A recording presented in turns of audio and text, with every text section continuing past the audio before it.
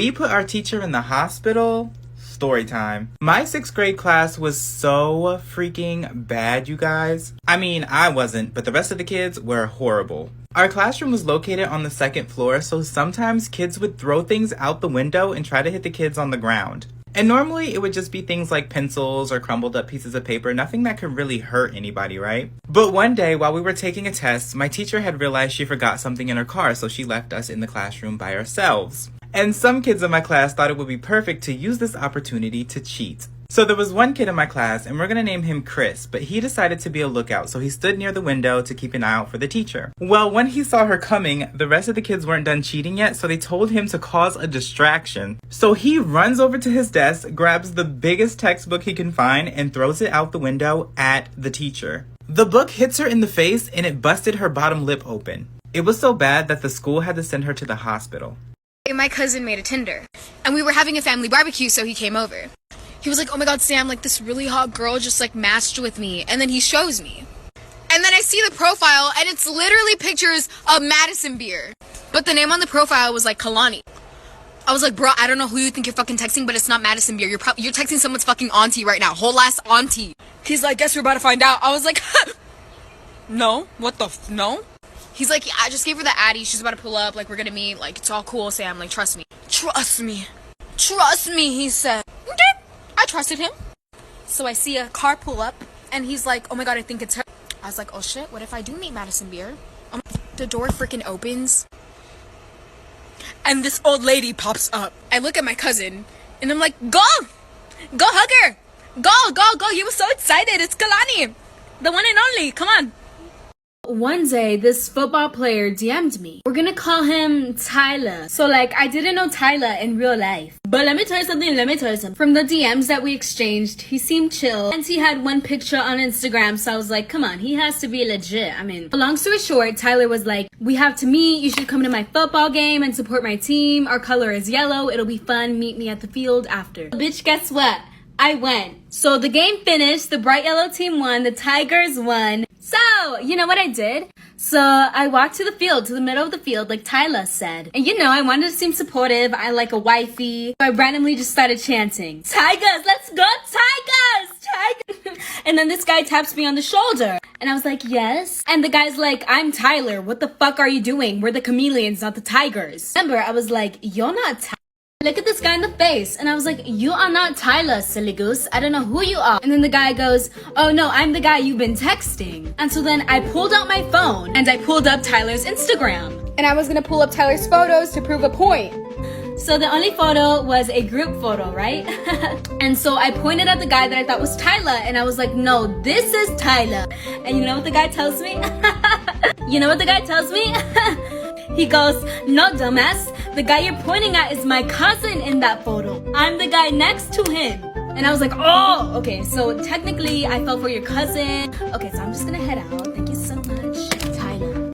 This is why you should always trust your gut. In the early 1970s, a college student decided to hitchhike his way home after class. A car pulls up, a man offers him a ride, and he climbs in. As soon as the car started moving, the student felt totally uneasy, like something was wrong but he couldn't quite place it. Without saying anything, he waited till the next time they slowed down and he flung the door open and ran away.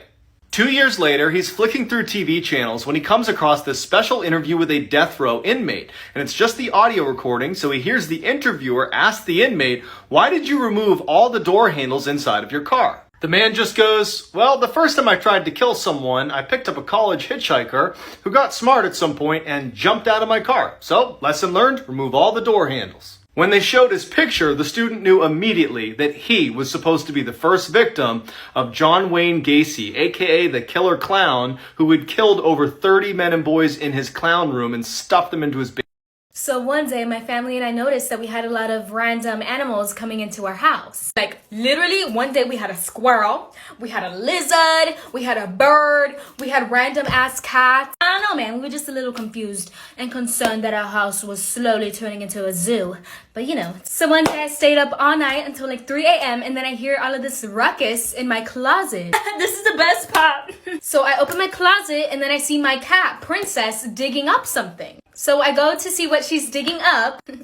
Homegirl is literally uncovering this big hole that she made in my closet. You want to know what the best part is? So I look at the hole that Princess made. So I'm looking inside of it, and I see this cat, a squirrel. They're all just looking at me like, what do you want? So, I don't know what my cat was doing. She was running a whole ass business in our house, bringing in all of these random animals. Like, sis, like, what are you I would like to share with you one of the most embarrassing things that has ever happened to me and has confirmed all of my Zoom trust issues. So I was in a 3-hour class and the teacher let us out on break. So me and my roommate decide we want to walk to Starbucks during the break. So I leave the Zoom meeting on my computer and I join it on my phone and I put my AirPods in and everything and I'm ready to go. So we walk to Starbucks, get our drinks, and start walking back. And at this point, my phone is in my back pocket. We then started talking about SpongeBob, doing impressions. I was like, SpongeBob! Sandy. Start singing the Boys Who Cry birthday song and everything. We then said, oh my god, what if the mic was unmuted? Like, this would be so embarrassing, haha. And then I hear somebody say, it is unmuted, Mackenzie. I then look at my phone and I see this, and it goes on. This went on for 6 minutes. Story time. When I was a kid, my family and some of my parents' friends decided to go to Disneyland, okay? The most magical place in the world. But it started getting a little weird when one of my parents' friends, we can call him John, started getting hit on by like a ton of fucking dudes. This guy is here with his wife and kids and all these guys keep coming up to him like, hey, how you doing? John's confused, my parents are confused, I'm confused because I'm a child and I just want to ride some rides. Parents start to notice though that a lot of people at the park today are wearing red. In fact, every dude that's came and hit on John was wearing red. You know who else is wearing red? John! I fucking hate how much this makes me laugh. We went to Disneyland on gay day, and the color of choice to let everybody in the park know that you are gay was red. And so all these dudes thought John was fucking gay and they were hitting on him. He ended up buying a new shirt at the gift shop, but I find this story just hilarious. That's why you should think twice before getting put to sleep at the dentist. I always had bad teeth growing up. When I was younger, I would stay up late eating candy and drinking soda without a care in the world. A few years later, my teeth needed some serious work. My mom didn't make a lot of money and also didn't care too much, so I never got them fixed as a kid. When I was 18, I got a job and made it a priority to fix my teeth with the money I earned. I did some research online for an affordable dentist and found one that would take my job subpar insurance. When I arrived for my first visit, I immediately noticed the office was worn down and old. From the moment I got there, something didn't feel right. But I chalked it up to being nervous because I was scared to see what the dentist had to say. I also couldn't help thinking about the potential pain of getting my teeth fixed. After the dentist made his initial assessment, I noticed he kept putting his hand on my shoulder as he was talking to me, which made me a little uncomfortable. He said I needed serious work done and advised me to be put to sleep to make it pain-free and easy, to which I agreed. I came in about a week later and was put to sleep while he worked on my teeth. I was pretty groggy when I woke up, but I noticed pretty quickly that something was wrong. I was terrified to realize that my bra was lifted up on one side of my chest. My experience only got worse from here.